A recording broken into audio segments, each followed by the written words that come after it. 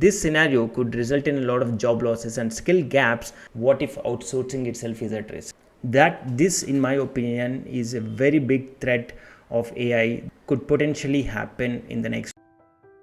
Hello and welcome to this week's video. In today's video, we'll be exploring the fascinating world of Indian IT industry and how it has been a significant driver of nation's growth in the last few decades. The Indian IT sector has been a flag bearer of India's economic growth since the inception of pioneering companies like TCS and Infosys and many other companies. These companies, along with many others, have played a crucial role in putting India's name in the global stage as one of the leader in technology and innovation.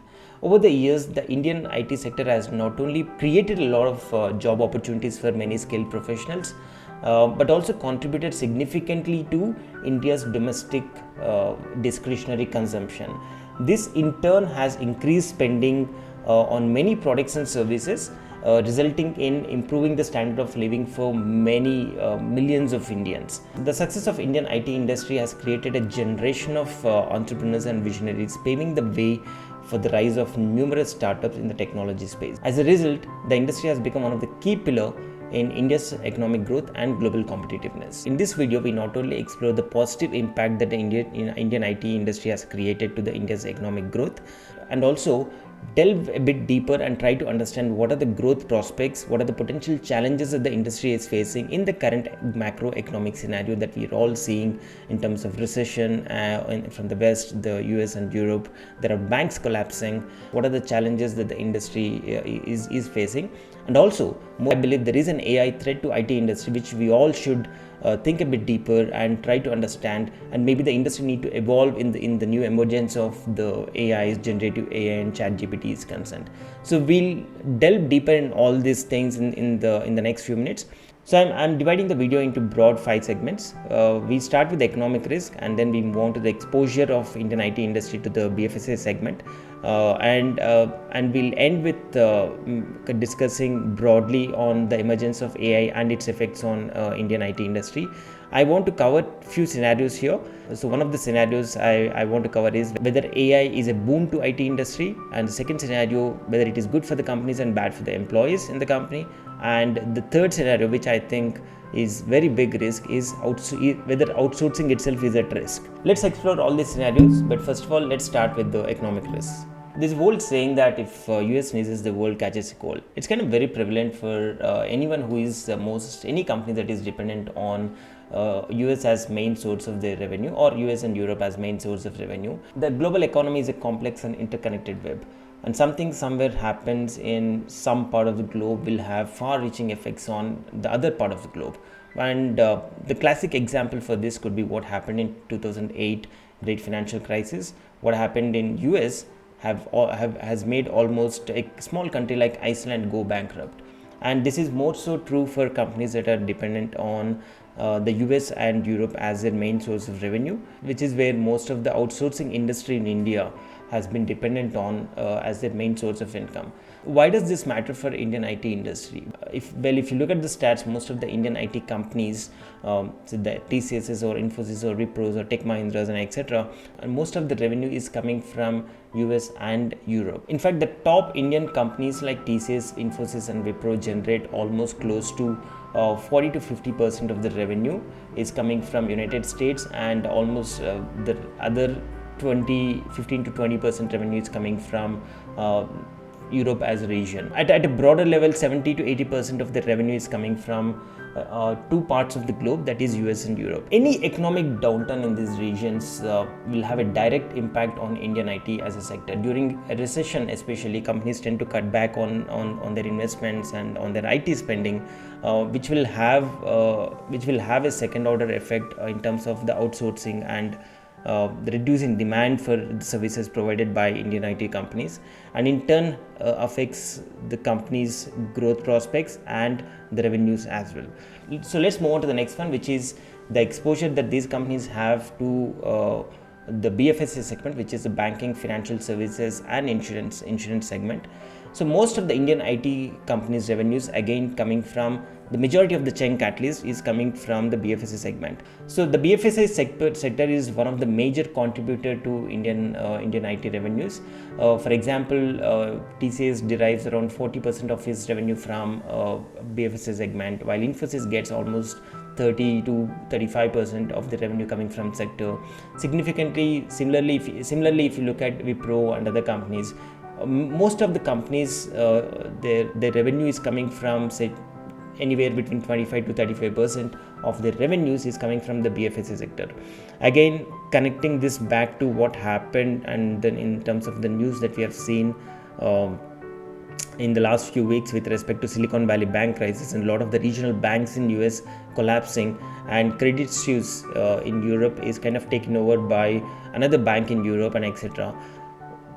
All these things will have a significant impact for Indian IT companies and its revenue prospects if we look forward 1 year or 2 years down the line, because everything is related to Fed interest rates and inflation.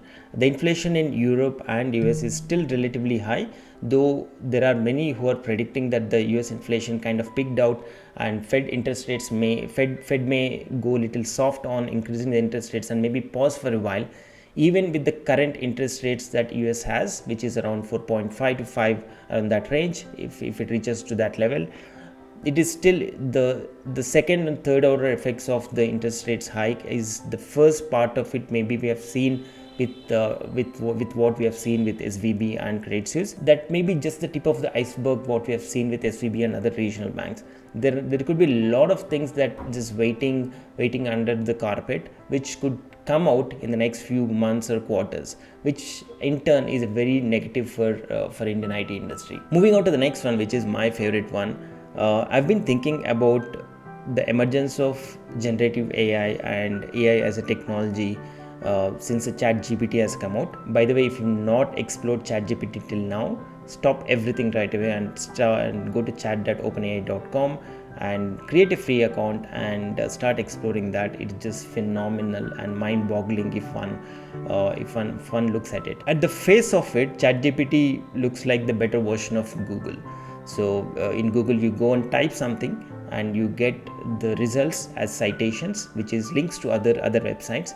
But in ChatGPT, it gives you answers for whatever the questions that you are asking that machine, and give you better version of the answers, and you can actually interact with it like how interacting with an intellectual professional, and get answers from the large language models they have built in a simple chat kind of an interface. That's just phenomenal. Having said that, you may be thinking, how could ChatGPT or generative AI and this technology could be a potential challenge or risk to Indian IT industry? Well, I have few thoughts there. AI will revolutionize many industries, and this technology will have a lot of significant impact on many jobs and many industries, and any industry that is not using generative AI looking forward maybe next few years will most likely become obsolete, like how the emergence of new technologies has rewritten a lot of businesses in the past few decades, and starting from internet to mobile to many other new technologies that's emerged over the past few decades. AI could rewrite the Indian IT industry, Indian outsourcing industry as we know it, and there could be a very big threat of AI coming to the Indian IT industry. So how could AI impacts Indian IT industry? I'm looking at 3 scenarios that could play out in the next 1 or 2 years for the industry, whether it could be a good or it could be a extremely negative for the industry. So let's explore the scenario 1. AI as a boon to Indian IT industry. Like we have seen in many technology advancements in the past few decades, every time there is a new technology advancement that has created more job opportunities, which in turn the world needs more skilled labor and skilled IT professionals, which in turn has turned back to India and led to the growth of the Indian IT industry. Why should AI as an emergence of new technology be any different in this case? So why can't AI create more jobs? So that could be one positive impact that could happen, because every business cannot go beyond AI in this case. So if you look at any business with after ChatGPT and OpenAI, any business will have to integrate AI in the next few years in some shape or the form, which in turn needs skilled labor and skilled professionals. and which in turn back to India and create and could be a boon to Indian IT industry. So the second scenario I'm looking at is good for companies and bad for employees. Why do I say that? Good for companies because you are getting a lot of this productivity enhancement tool with generative AI, where it can write code much faster than what a human would do. So if there is a bunch of tasks that if it has to be done by a human, it will take maybe a few days, but with AI tools you can do it in maybe few hours. That is a great productivity enhancement tool, which we have seen in few articles published by Microsoft itself, where they claim at least 50 to 70% of productivity enhancement with GitHub Copilot.